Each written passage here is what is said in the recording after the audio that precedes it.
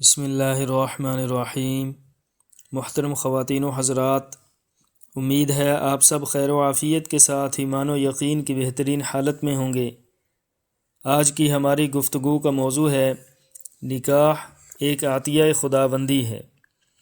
محترم سامعین، اللہ جل شانہ اپنے مقدس کلام کے اندر فرماتے ہیں وَأَنْكِحُوا الْأَيَامَ مِنْكُمْ، تم میں جو غیر شادی شدہ ہیں ان کا نکاح کر دو۔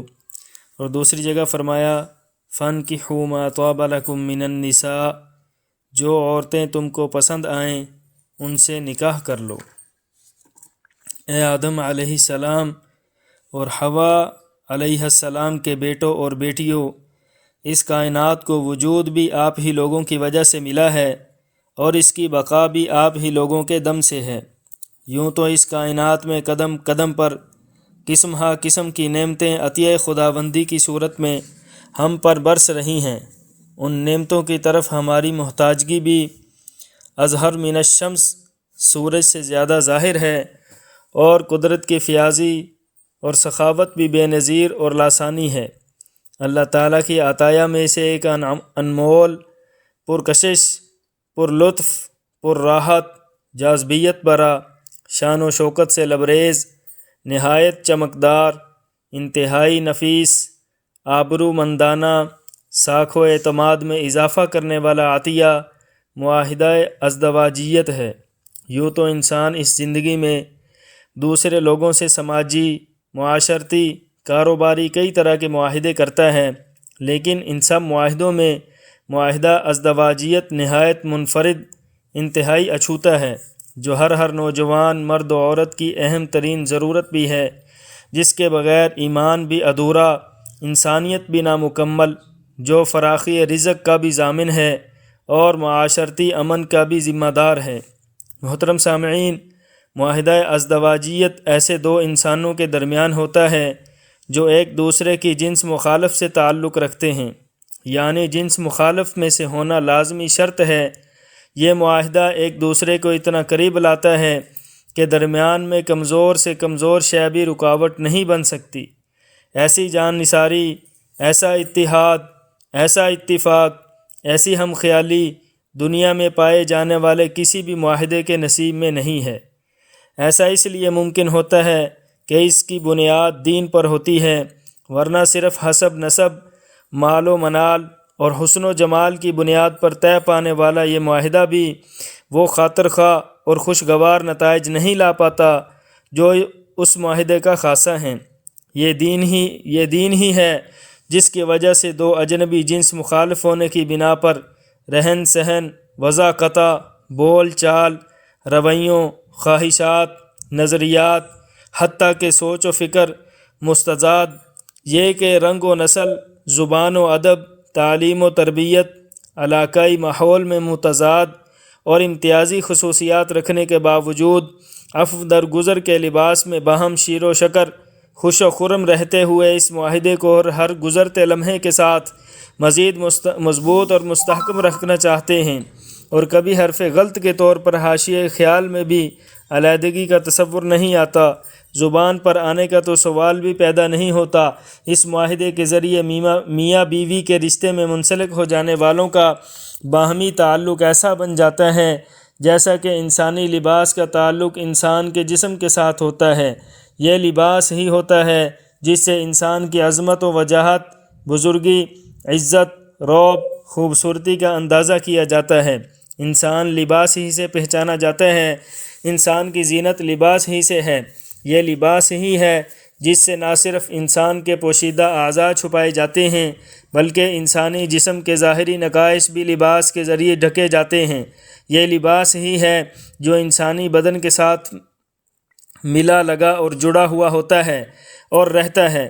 باہر کی مادی اشیاء میں سے کسی شے کو یہ اعزاز حاصل نہیں ہے۔ یہی وہ تعلق ہے جو باہمی اعتماد کو پروان چڑھاتا ہے، یہی وہ تعلق ہے جس سے عدم اعتماد کی فضا تحلیل ہو جاتی ہے، یہی وہ تعلق ہے جو محبت کے بیج بوتا ہے، یہی وہ تعلق ہے جس سے دوستی کی خوشبوئیں پھیلتی ہیں، اور یہی وہ تعلق ہے جس سے نفرت، حسد، بغض، کینہ، جھوٹ، فراڈ، دھوکے کی زہریلی ہوائیں بند ہو جاتی ہیں۔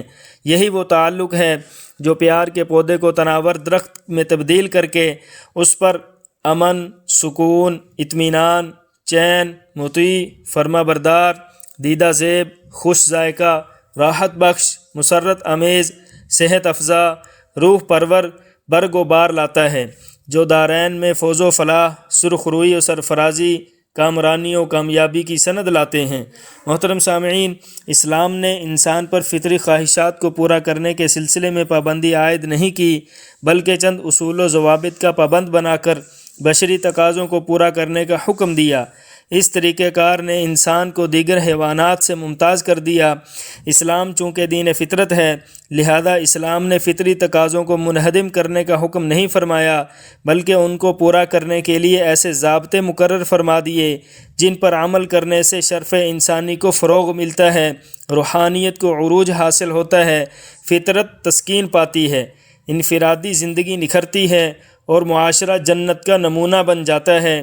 گویا شریعت مقدسہ کے ضابطوں پر عمل کرنا انسانیت کو فروغ دینا ہے اور اس سے اعراض انسانی اقدار کو پامال کرنا ہے۔ بشری تقاضوں میں سے ایک تقاضا نکاح بھی ہے۔ اسلام نے جہاں نکاح کے احکام بیان فرمائے، وہاں اس کی اہمیت کو بھی اجاگر کیا ہے، تاکہ کوئی فرد بشر اللہ تعالیٰ کی عطا کردہ اس نعمت سے محروم نہ رہے، کیونکہ حضرت آدم علیہ السلام کی تخلیق سے لے کر جنت کی ابد الآباد زندگی تک انسان کو یہ نعمت حاصل رہی ہے۔ فقہ حنفی کی مشہور کتاب شامی میں نکاح کو ابدی عبادت سے تعبیر کیا گیا ہے۔ فرمایا حضرت آدم علیہ السلام کے زمانے سے لے کر جنت کی ہمیشہ کی زندگی تک صرف 2 عبادتیں جاری و ساری رہی ہیں اور رہیں گی، نمبر 1 ایمان، نمبر 2 نکاح۔ محترم سامعین، ارشاد باری تعالی ہے وَأَنْكِحُوا الْأَيَامَ مِنْكُمْ، تم میں جو غیر شادی شدہ ہیں ان کا نکاح کر دو۔ ایک اور جگہ ارشاد خداوندی ہے جس کا مفہوم یہ ہے کہ طلاق یافتہ عورتیں اگر سابقہ طلاق دہندہ خامدوں سے نکاح کرنا چاہیں، اے ان عورتوں کے سرپرستو، تم ان عورتوں کو ان خامدوں کے ساتھ نکاح کرنے سے نہ روکو۔ ذرا غور کریں، عام معاشرے میں یہ امر کس قدر ذہنی اذیت کا باعث ہے کہ طلاق دینے والے کے ساتھ طلاق یافتہ عورت کا نکاح کر دیا جائے، مگر شرعی طور پر نکاح کس قدر اہم ہے کہ رسم و رواج کی تلخیوں کو نظر انداز کر کے نکاح کا حکم دیا گیا تاکہ زوجین نکاح سے محروم نہ رہیں۔ خاص طور پر یہ نکاح کہ اس میں جو ان سے محبت کا پہلو ہے وہ نمایاں ہوگا، کیونکہ اس نکاح کو باہمی رضامندی کے ساتھ مشروط کیا گیا ہے، مگر طلاق دینے کے ساتھ متعلقہ عورت کا نکاح شرعی جواز پر موقوف ہے۔ اسی طرح محترم سامعین، اللہ تعالیٰ سورہ نساء کے آغاز میں فرماتے ہیں فَانْكِحُوا مَا طَابَ لَكُم مِّنَ النِّسَاءِ، کہ جو عورتیں تم کو پسند آئیں ان سے نکاح کر لو۔ فَانْكِحُوا کے امر خداوندی کے پیش نظر اصحاب ظواہر نے نکاح کو فرض قرار دیا ہے، مگر عام حالات میں جمہور علماء اور فقہاء کے نزدیک نکاح فرض نہ صحیح مگر مسنون و مستحسن ہونے میں تو کسی کا اختلاف نہیں، البتہ نکاح کی استطاعت کی صورت میں گناہ میں ملوث ہونے کا خطرہ ہو تو نکاح کرنا سب کے نزدیک واجب ہے۔ محترم سامعین، حضرت سیدنا سفیان بن عیینہ رحمۃ اللہ علیہ فرماتے ہیں کہ زیادہ نکاح شرعی حدود میں رہتے ہوئے کرنا دنیا داری یعنی معاملات دنیا سے نہیں۔ اس کی دلیل میں حضرت فرماتے ہیں کہ حضرت سیدنا علی المرتضیٰ کرم اللہ وجہہ اس امت کے زاہد ترین دنیا سے بے رغبت انسان تھے، مگر ایک وقت آیا کہ ان کی 4 بیویاں تھیں اور 10 خاص قسم کی باندیاں تھیں۔ گویا اگر نکاح شادی دنیاوی معاملہ ہوتا تو حضرت سیدنا علی رضی اللہ تعالیٰ عنہ اس سے کوسوں دور ہوتے، کیونکہ آپ زاہد ترین انسان تھے۔ اقوال صحابہ رضوان اللہ تعالی علیہم اجمعین کے ضمن میں حضرت سیدنا عبداللہ بن عباس رضی اللہ تعالیٰ عنہ کا ایک قول نقل کیا گیا، نکاح کے بغیر عابد کی عبادت نہیں ہوتی۔